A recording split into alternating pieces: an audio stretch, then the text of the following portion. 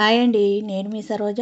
ఈరోజు మన రెసిపీ వచ్చేసి దోశలండి. మైసూర్ పప్పుతో మనకి ఏం పిండిలు నానబెట్టినప్పుడు అప్పటికప్పుడు ఇలా చేసి ఒక్క కప్పు మైసూర్ పప్పుతో ఇంట్లో వాళ్ళందరికీ దోశలు అవుతాయండి.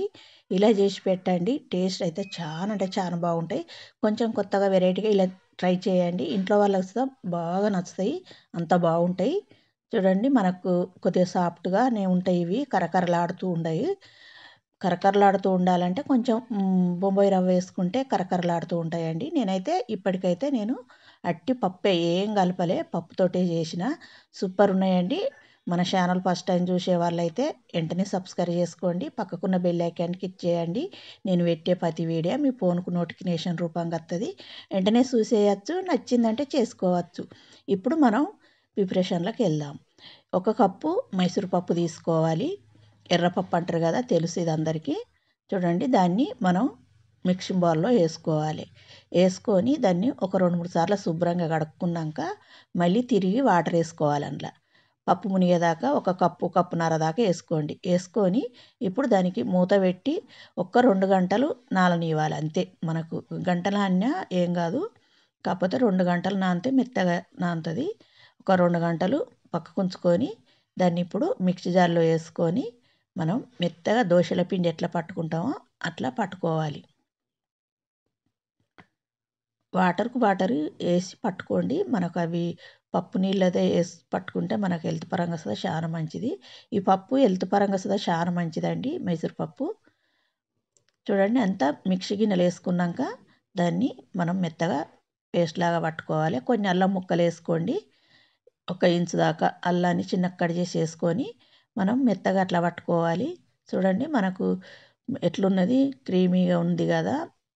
మనకు పర్మెంటేషన్ అవసరమే లేదు, వెంటనే వేసుకోవచ్చు. ఇప్పుడు దాన్ని ఒక గిన్నెలో వేసుకోవాలి. వేసుకొని మనం కొన్ని వాటర్స్ తీసుకోవాలి. అందులో చిక్కగా ఉంది కదా, కొన్ని వాటర్ వేసుకుంటా మనం దాన్ని దోశ బ్యాటరీ కంటే మనం పతలా చేసుకోవాలి.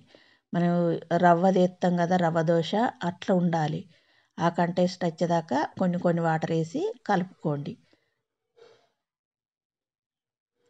ఇప్పుడు మనం దాంట్లోకి రుచికి సరిపోను సాల్ట్స్ వేసుకోవాలి. నేనైతే ఇక్కడ 1 స్పూన్ దాకా వేసుకున్నా. ఇప్పుడు ఇంకా కొన్ని వాటర్ వేసుకొని మనం దాన్ని అంతా కలుపుకోవాలి పిండిని. చూడండి, ఆ కంటెస్ట్లో ఉండాలి. అవసరం అనుకుంటే మనం దోశ వేసేటప్పుడు ఇంకా కొన్ని వాటర్ అయినా వేసుకోవచ్చు.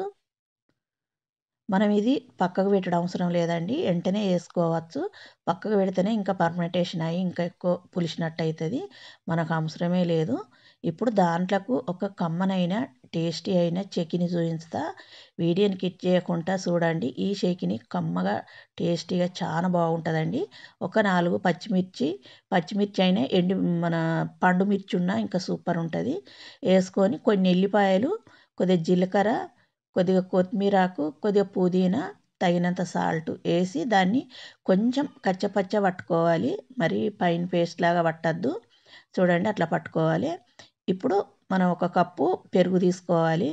దాంట్లో కొన్ని వాటర్ వేసి గిలుగొట్టుకోండి. లేకపోతే అట్టి పెరుగు అయినా చిక్కగా ఉంచుకున్నా పర్లేదు, చెకిన్ అన్నది చిక్కగా ఉంటుంది. ఇప్పుడు దాన్ని స్పూన్ బట్టి కొంచెం మనం పెరుగంతా అట్లా కలుపుకుంటే మనకు క్రీమీగా వచ్చేదాకా కలుపుకోండి. ఇప్పుడు దాన్ని పక్కకు పెట్టుకొని మనం స్టవ్ అంటు పెట్టి ఒక చిన్న ప్యాన్ పెట్టుకొని అందులో ఒక 4 టేబుల్ స్పూన్ల దాకా ఆయిల్ వేసుకోండి. 4 కానీ 3 కానీ వేసుకున్నాక కొద్దిగా ఆవాలు, కొద్దిగా జీలకర్ర, ఒక 1/2 స్పూన్ వేసుకొని మనం పట్టుకున్న పేస్ట్ వేసుకొని దాన్ని అంతా పచ్చివాసన పోయేదాకా దాన్ని ఫ్రై చేసుకోవాలి. ఇప్పుడు కొంచెం ఒక చిటికెడంతా పసుపు వేసుకోండి.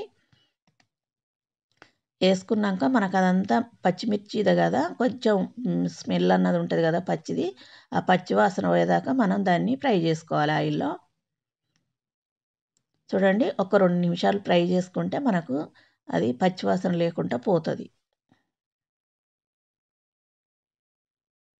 చూడండి, మనకు ఉడికిందంటే కొంచెం కలర్ చేంజ్ అవుతుంది కదా. ఇప్పుడు మనం అట్లా కావాలి. ఆయిల్ అన్నది కొంచెం మనకు బయటికి రిలీజ్ అయితే మనకు అది ఉడికినట్టు. ఇప్పుడు పెరుగుని మళ్ళీ ఒకసారి కలుపుకొని మనం దాంట్లో వేసుకోవాలి. ఈ పెరుగు చెకిన్ అయితే సూపర్ ఉంటుందండి. మనం ఇది దోశ, ఇడ్లీ, అన్నంలోకి సూపర్ ఉంటుంది. ఇలా ఓసారి చేసి చూడండి, మీకు బాగా నచ్చుతుంది. ఇప్పుడు పెరుగంత వేసుకున్నాక ఎక్కువసేపు ఉంచకండి, కొంచెం కలుపుకొని మనం స్టవ్ ఆపుకోవాలి. చూడండి మనకు అట్లా అయితే సరిపోయిద్ది. ఇప్పుడు స్టవ్ ఆపుకుందాం. స్టవ్ ఆపుకొని అది పక్కకు పెట్టేసి ఇప్పుడు మనం దోశల పెనం పెట్టుకొని కొంచెం నెయ్యి కానీ ఆయిల్ కానీ వేసుకోవాలి. వేసుకున్నాక మళ్ళీ పిండిని ఒకసారి అంతా కలుపుకోవాలి. మనకు ఉండిపోయింది కదా, అంత ఒకసారి మళ్ళీ కలుపుకోవాలి. వాటర్ చూసి వేసుకోండి, చిక్కగుంటే ఇట్లా. చూడండి నేను కొంచెం చిక్కగానే ఉంచుకున్నాను, ఇంకా కొంచెం వాటర్ వేసుకున్నా మనకు సూపర్ వస్తుందండి దోశ.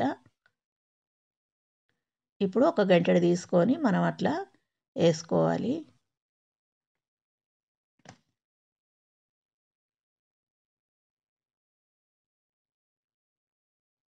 ఇంకా ఇందులోకి మీరు కావాలంటే కొన్ని ఉల్లిపాయలు, పచ్చిమిర్చి, అల్లం తరుగు వేసుకోవచ్చు, క్యారెట్ అయినా.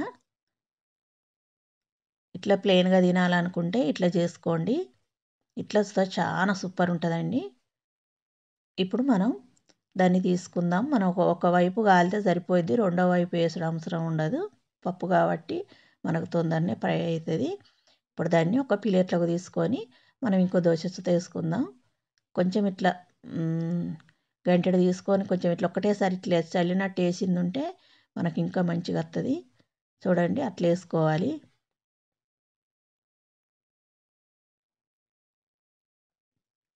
మనకు ఒక కప్పు పిండితో ఇంట్లో ఉన్న వాళ్ళందరికీ నలుగురికి సరిపోతాయండి దోశలు. ఇప్పుడు అది కొంచెం గాలినాక మనం పైనుంచి చూద్దాం, కొంచెం ఆయిల్ కానీ నెయ్యి కానీ వేసుకొని దాన్ని మంచిగా కాల్చుకున్నాకనే తీసుకోవాలి. చూడండి ఆ కలర్ వచ్చినాక మనం తీసుకోవాలి. కొంచెం క్రిస్పీగా కొంచెం సాఫ్ట్గా బాగుంటాయి, టేస్ట్ అయితే సూపర్ ఉంటాయి. ఇప్పుడు మనం సర్వింగ్ చేసుకుందాం.